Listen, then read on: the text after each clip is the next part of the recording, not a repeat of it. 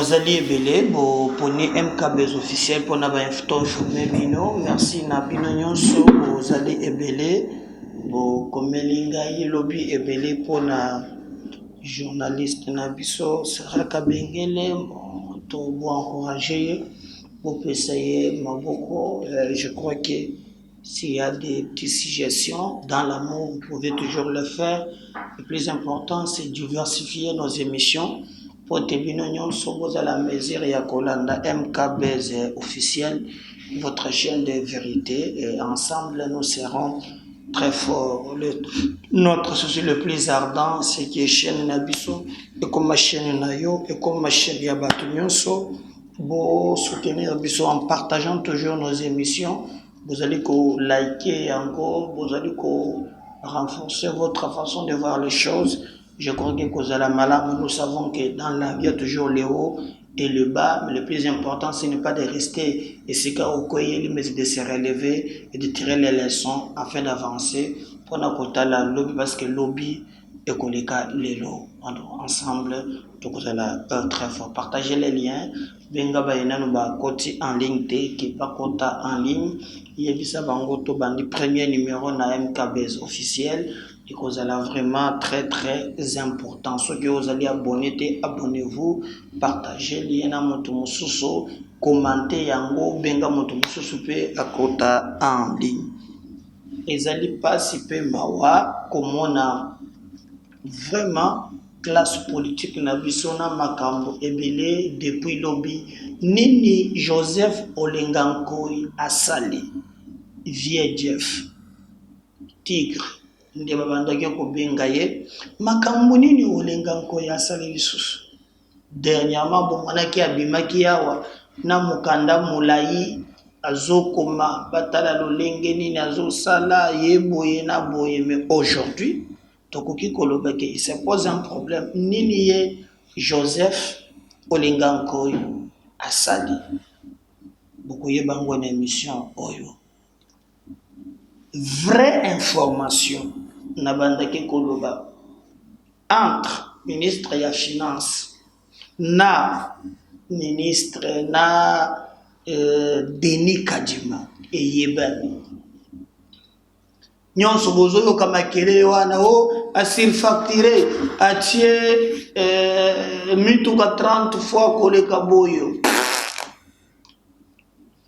rapporteur ya seni abimi lobby alobi o ya koki koloba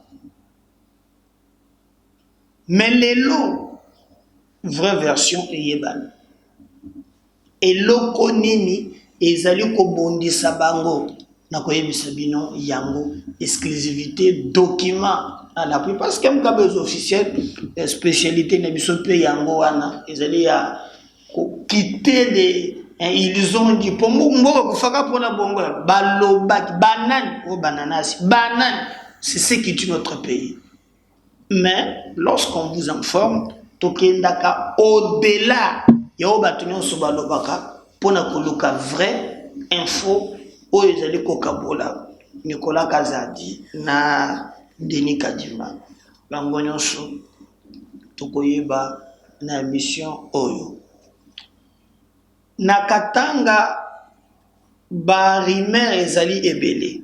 Je crois que bomona kitango ba salaki makambo ya kokanga François Beya bomona ke il y a eu un peu mouvement mike suspect, mais na moya lelo bato nyonso bazali pas à l'unanimité tous les leaders 2023 ezo poussa na pembeni, mais moko na moko azali na lolenge na ye ya komona makambo wana ya 2023 bakoloba langage moko. D'ailleurs, boyebaki c'est que Mouyambo alobaki auparavant, mais Badani Banza parti na fait qu'il y a Baba Kyungwa Kumwanza atalelo eza divisé en 3 parties. Donc les échéances il y a 2023 ils allaient se dessiner et batuna batu bazali kozoa position nanga mona bango. Voilà au moins d'une manière générale et le ko sala sommaire ya mission na biso mokolo ya lelo ce que ko songa biso alors bengele biso bato moso boko en ligne pour bato moso na bako tité boya ensemble to travailler to partager ni oyo benga ba nani bako te ba district honorable Mutala Maria Jean-Claude Loufo bato belé boko en ligne pour to sala musala oyo ensemble na bino afin que makambo nyonso ekende liboso na zoze la bino soki bokomi ebele to démarrer benga mutu mosusu na sengi yo benga mutu mosusu vraiment na sengi yo azala pe en ligne donne-nous la force like pe commente. Alors tobanda na premier sujet nde na yebisaki bino Jeff Olengankoy oyo azali président ya Sensa bandeko na ngai nazo mituna yango vie Jeff Olengankoy nini penza boye oyo esalaka ke ba politicien na biso ba tondaka te. D'ailleurs Sensa wana il faut kolokela yango kombo parce que ça fait longtemps ce que botali accord yango esi esili alobi oh non accord ekosila kaka mokolo to organiser ba élection municipale ba organiser ngo mokolo nini en entre-temps azo toucher mbongo ebele à la fin de chaque mois na eloko wana. Qu'est-ce qui se passe au juste na loko babengi Sensa? Donc ezali na ndaku bapesa institution wana kombo ya Sensa. Donc bazalaka na ndaku wana ezali na lukusa bandeko na ngai nabenga koza quand même pour baton soso batitré ba commissaire yango les doubles qualités de Olengankoy qui dérange. L'homme est à la fois son président et son bailleur. Nandaku ya Sensa hormis fait ya fonctionnement oya zwaka de loko na ya Sensa. Hormis ba salaire minene azanango maya bongo ni sugoyo ndako ango ya Sensa abongona ko mibaye ba locataire ba tongi kuna muntu na muntu zu studio muntu na muntu zui aza en même temps président en même temps bongo ni ndako na ye ba garantie ba 12 mois ba garantie ba 10 mois ba garantie ba 6 mois ndengo zo négocier. L'homme est à la fois président et à la fois bailleur. Dans les documents officiels, le siège c'est au palais du peuple.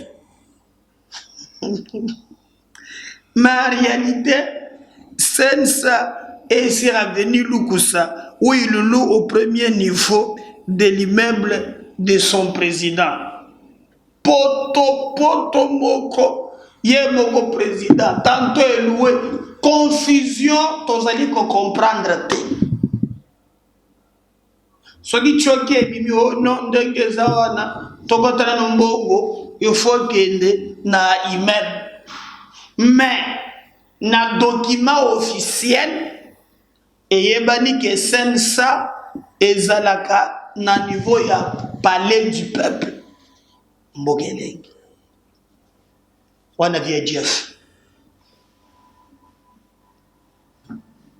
pour bobo sénateur pour l'histoire bango bazalaki pe na makambo ya rassemblement makambo nyonso tutu nde tango Chibala comme premier ministre nde vie Jeff akoma na Sensa pinga manelo kwa bazaki na ba mfumu toto akomena nini aba communicateur migolo mutoto ezaka pe na sensa. Donc vous allez comprendre le lenge nini bato oyo bazali en face na biso mutema na bango ndenge ezali ko fonctionner et bozozela mboka yebonga. Bozozela mboka yebonga via kratini ce qui akata diminuer nde regarda kaka modèle akata te na nyabosa na akati. Donc c'est ça le Congo. Au côté de tekini hongijul comme ndo ya korewa so zui bango penza ndenge moko mboko oyo mboka na biso.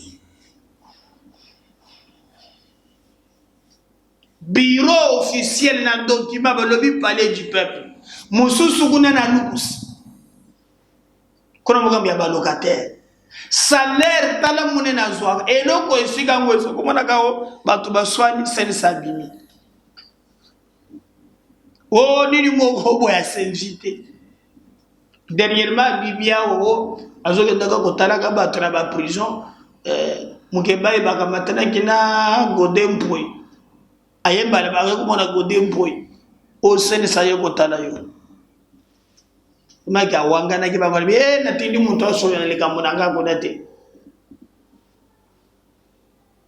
vieux Jeff azobendela ngola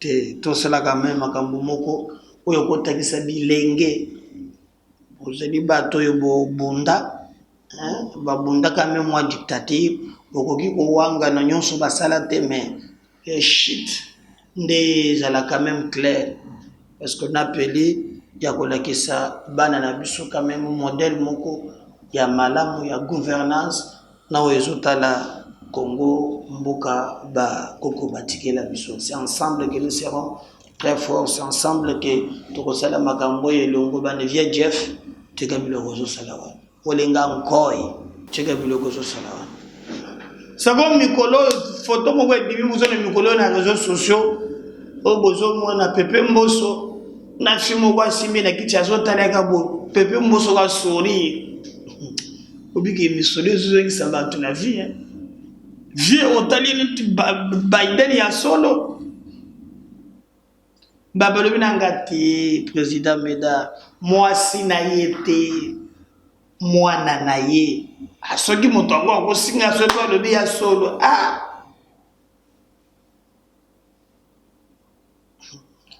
bana kishaso eso président Assemblée nationale ako signé yo kuta tata za président Assemblée nationale tata mutu ya makemba o ya pambo yo baba pona ba 80 bano bazo signé ka bango pamba mais balobi ke wana e ali mwana na ye bupanzi yango bayebi ngai wana eza mwana ya citoyen Mboso zana lekanisi oyo bino penza vraiment vous allez kochana na moto wana ti donc citoyen Mboso azana ye à l'aise peuple wana bomoni ezali mwana na ye bato nyonso esengeli ba yeba yango aza mwana na ye. Alors ndenge na yebisaki bino kesengeli na yebisa bino likambo nini bandeko na ngai ezali koleka entre Denis Kadima na Nicolas Kazadi.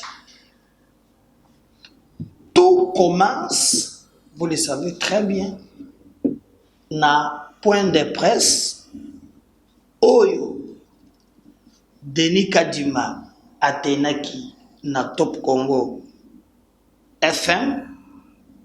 Lors de cette émission, il a dit des choses. Alobi ministre ya finance azo libéré l'arte. Ministre ya finance azo libéré l'arte. Et comme conséquence, risque ezali peut être élection et salema na délai selema yebango ba sali.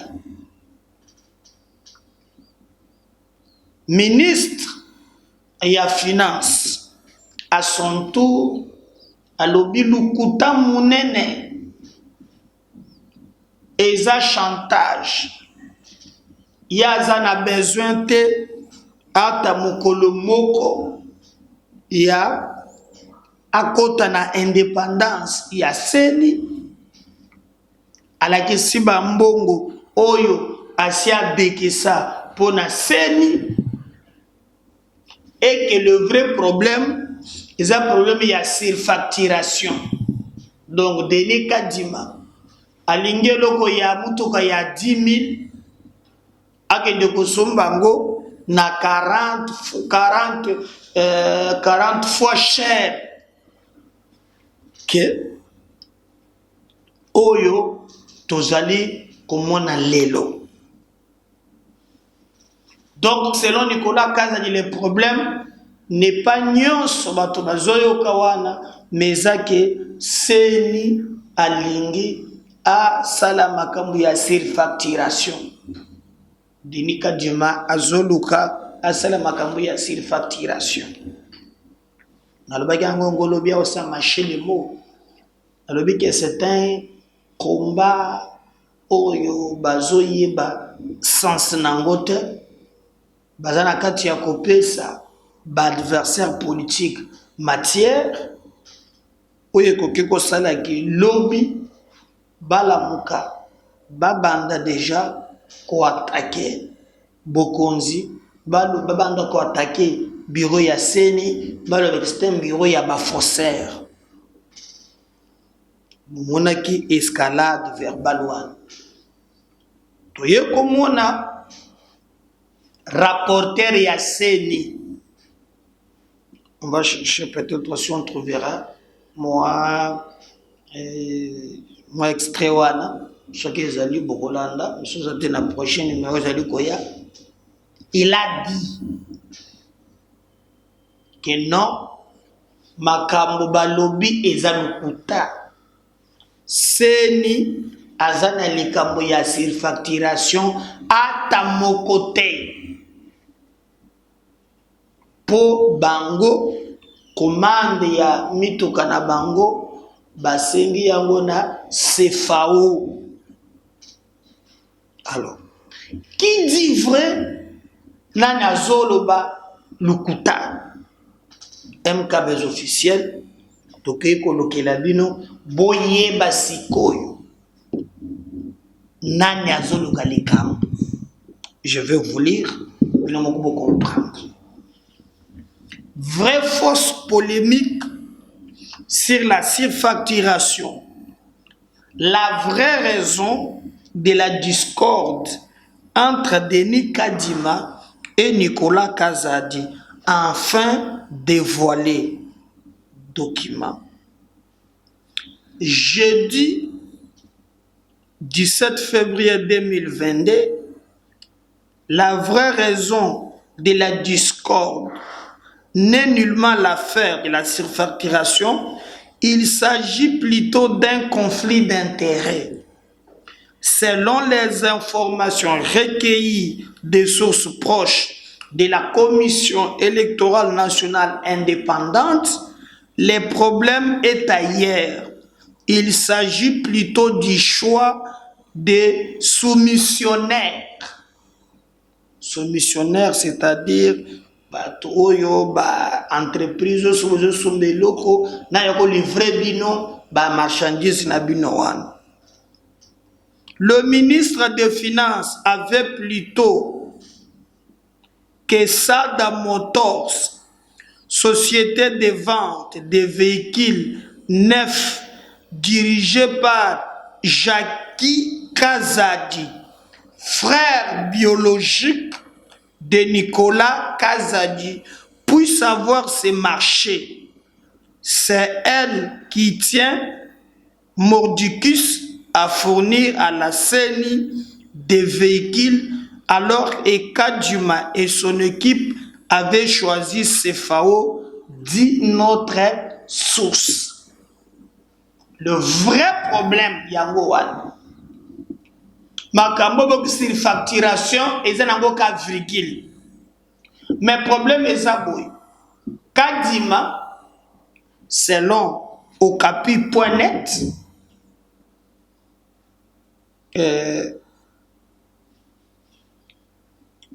okapinews.net, voilà, source navigation okapinews.net, à lobby, Denis Kadima, Azana Ndekonaye, frère biologique, Kombonaye, Jackie Kazadi. Jackie Kazadi, Azali société Oyo. Et salaka musala ya koteka mituka komemelaka batu mituka. Et Nicolas Kazadi, qui est son frère, a sa beta qui cop, a yebisa ki bango, basali makamunyon selon soyo, pona kolobeke mituka nyonso. Oya seni, ezali kombo ya société wana, Sada Motors. Sada Motors. Alors, nde société wana ya mituka oyo ya Jackie Kazadi, qui est le frère de Nicolas Kozandeko, ya Nicolas Kazadi, selon okapinews.net. Alors, au lieu que Seni Nakadima, Bandima Yango, Bango Baboyi, Bango Bakaina, CFAO. Alors, c'est que Kadima a moniqué, le problème est comme grave. Alors, Nameki Kolandela, Nayoko Zoa, Nini Wana, Mukanda Wana, ya Sada Motors. Po ngai po na tanga na lobalikambo c'est que fona landela même cas officiel quand même ils allaient lokota te ce que vous allez vraiment kolanda chaîne na biso, abonnez-vous, partagez, benga bato musoba ko en ligne boyeba makambo et yani aw. Je vais vous lire Sada Motors mukanda na zanangoyo bakomi Kinshasa le 20 janvier 2022. Transmis pour copie d'information à Monsieur le vice-président de la CENI, Madame le questeur de la CENI, Monsieur le secrétaire exécutif national de la CENI, tous à Kinshasa, Gombe. Concerne manifestation d'intérêt. Numéro la référence Zali YNT bar DC bar DG bar 001 bar 01 bar 22. Monsieur le Président de la Commission électorale nationale indépendante, CENI, Kinshasa, Gombe. Monsieur le Président, à l'occasion de votre nomination au sein du Président de la Commission nationale électorale indépendante, la société de distribution automobile Sada Motors SAS, en sigle, et tout son personnel vous présentent leurs sincères et chaleureuses félicitations ainsi que leurs vœux ardents de réussite dans la réalisation de votre mission. Pour votre gouvernement, notre société est spécialisée dans la représentation, l'importation, la vente et la distribution des produits automobiles neufs, notamment Ford, Mitsubishi, Renault et BMW. Pour votre gouvernement, notre société est spécialisée dans la représentation, l'importation, la vente et la distribution des produits automobiles neufs, notamment Ford, Mitsubishi, Renault et BMW, historiquement connus comme dealers, et Mercedes, Nissan. Elle assure sa clientèle un service après-vente répondant aux normes internationales. Notre confiance repose sur la qualification et la certification et nos techniciens et nous confortent dans notre capacité de satisfaire la clientèle la plus exigeante. Au regard de l'étendue de votre mission, nous nous mettons à votre disposition pour vous accompagner de la manière la plus efficace, particulièrement dans la matière roulant dont vous aurez besoin pour les opérations électorales à venir. Nous joignons en annexe les catalogues de produits et services que nous sommes capables de fournir à la Commission électorale nationale indépendante. Zokobao. Bozo mwana sikoyo côté bioma ezokende ezoyebana sikoyo. Po mutu na mutu maintenant akoti na ngambo na ye. Alors, ils sont en train de venir.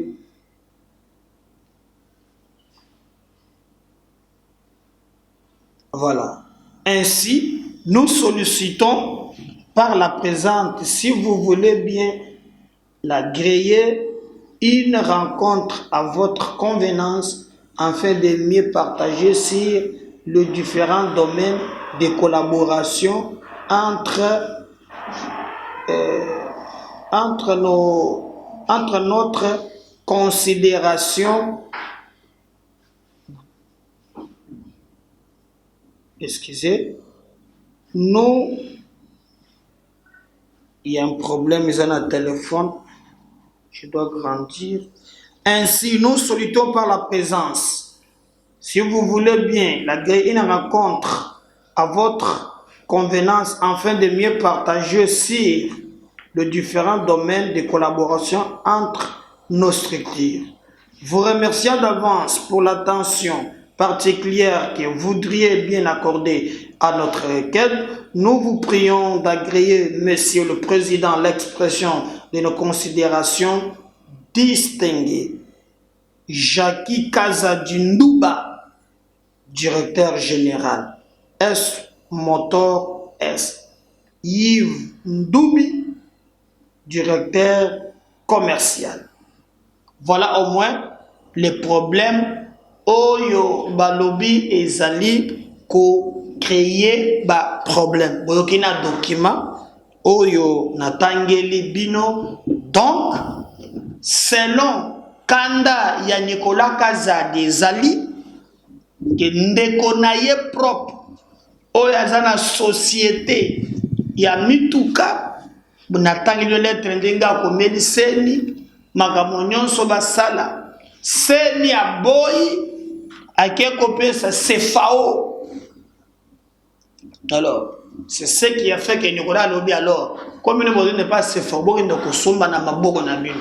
Nga pe mbongo na kobimisa te. Bino CFAO, aya beta ngai po abimisa mbongo. Kadi mape mutema mukusaza na ngomba na moko na media, akeko poata.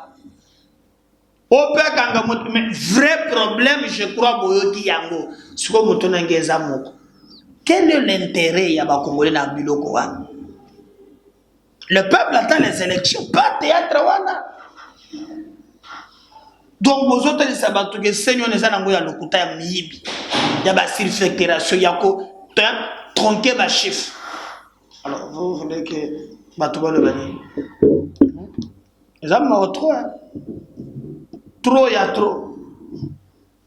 Je sais comprendre. Mais au moins, Bissoto Linga Kito, Yebi Sabino, en tout cas, vérité, Oye Sengeli, Nde Boye Bapo, Tokoko Sabinote, MKB. Donc, en bref, pour retenir que, Nadikambo Oyo, surfacturation, ce qui est allé, Baïbaïbi Bakosale la Yango, Bakolandela, Baza habilité, Yakusala Baudit, Tomoni, déjà président, ya nani président Kutute Gila Lingeti akiti kuna. Alors alobiki bako accompagner bango basala musala na bango toyebi te débat pe ebimi bosoki bayibi fo bakanga bango bakokende wapi bato lobeki na cour de cassation ba musuba lobeki ba membre ya seni bazalaka na ba immunité bakokanga bango pamba te. On n'est pas dans débat dans le juridisme, mais au moins les problèmes et yo kani ezali likamboni oyo batu bazali ko beta di solo pona makambo etali ba facturation ba marché ba livrer mituka Sada Congo Motors. Donc vérité et fandi bene sika wana. Donc si on comprend, il y a des problèmes personnels, il y a pas intérêt. Oyo alinga batela intérêt na ye, oyo alinga batela intérêt na ye et botala esika ezali comme biso. Mais nous en tant que peuple toujours senga qui nous évite biloko wana mbasa la biso élection parce qu'on a droit à aucune élection en 2023. Bande konangai na Katanga, il se passe aussi des choses. À la veille des élections, bon moni déjà ba front ba réunion ezo salema mingi na niveau ya Katanga ba leader bazo bimaka na ba peut-être na ba makanisi mutu na lolenge na ye. Bomoni tango kaka bakangi François Beya ba makambo moko ya mabe lingeli kakuna e bomona ki renforcement ya ba militaire babwaka kikuna bato musuba lobby pona bango bazo senga président de la République a fongola miso. Parce que même na baoyo babanda ke kono ba liboso bazo baluka bazo sala boy batikale vraiment tout droit. Dernier sorti bomoni Jean-Claude Muyambo makambo alobaki Katumbi c'est notre frère et Mataye Kita lui ne peut jamais trahir Moïse Katumbi. Peut-être celui a bimiata na nomination na gona remaniement ou bien na elokone na kokota. Mais pour le moment, en tout cas, à quoi trahir Katumbi te. Tout le monde peut, notable Moussous. Par exemple, il faut féliciter Moussala Oyo na union sacrée, tout Moussous Bazo Sala, identifié, député, niveau même député provinciaux, identifié. Il est copié ça quand même qui nous apprenons même que même na loala bakuna makambuzaka ba minéré kama makambwa ba minéré et le kozoe bana ya solo ezate kaka ba minéré mais le Katanga ba makambo belé ezoleka na katiwa. Prenez par exemple le parti Yababa Kyungu wa Kumwanza inafect après départ qu'est-ce qui reste? Parti est divisé en 3 parties. Alors que c'est ce parti là ce qui pesa vraiment. Le président pouvait compter na banja 2023 parti à déchirer. Guerre ya leadership. Parti ya monene bake na Katumbi. Ça manipulé, en tout cas un bon nombre. Si y avait jeune affect. Oh badala ki nguya du temps ya bomo ya baba kiungu. Baza divisé. Deuxième catégorie à partir wana bazana bana o ya Kyungu wa Kumwanza. Troisième de batikele kaka na parti na kombo na ndenge ya inafek. Et comme très compliqué pour na ba biloko wana et tozoye bate ce qui pensa vraiment bazo biso wapi. Mais nous pensons que le plus important c'est pas ces calculs là personnel entre abato, mais le plus important lolenge nini bango nyonso bazali kosala musala motuna oyo etali iye. Donc travaillons dans le sens où makambo le clair, mais en entretemps aussi il y a des gens oyo ba signé et balobe bango ba céder na chantage te, bango ba chanter na ba koto na polémique te. Il faut les encourager comme Tomoni Dani Banza na ako moni. Je crois que Yekotunde, côté Premier ministre Sam Lukonde Kenge, Wazagina Jekamine, Azamutu ya parti na ye, Balubiki Baza, Penza ko pese, Makasi était comme Bato Bazali Kozela, mais au moins, Bazo Salamusala na Bango, Ndenge et Longo Bani. Donc, si le président de la République compte faire quelque chose, na Grand Katanga, il est grand temps qu'il travaille. Mouyambo, lui, a déjà prêté encore. Je ne sais pas si Oya change, peut-être qu'il va changer aussi revenir. Mais Awa, Bozomona Koma, Bato Bazali, même dans le gouvernement, Bazo Tatone, Bazana ba fonction, Bazo Tatone, Tozoye Bate, Soki Ekosoke Labiso, Wapi. Mais Oyo Azali vraiment, Namakoki a pour ça quelque chose, il peut faire. Travailler pour le Congo parce que mboka oyo nzamba pesi biso ezali mboka ya malonga ezali mboka oyo mutu moko akoki kosakana na yango. Les intérêts des individus passeront, mais le plus important c'est que nous faisons na Congo mboka Zambé apesa biso. J'espère que quand vous regardez cette vidéo vous allez abonner, vous partagez en même temps, vous allez liker, puis vous allez rassurer biso que bato mususu bakoyeba chaîne biso à travers yo. Si le Seigneur ne revenait pas, prenez rendez-vous dans le deuxième numéro, Nazoya. À tout à l'heure.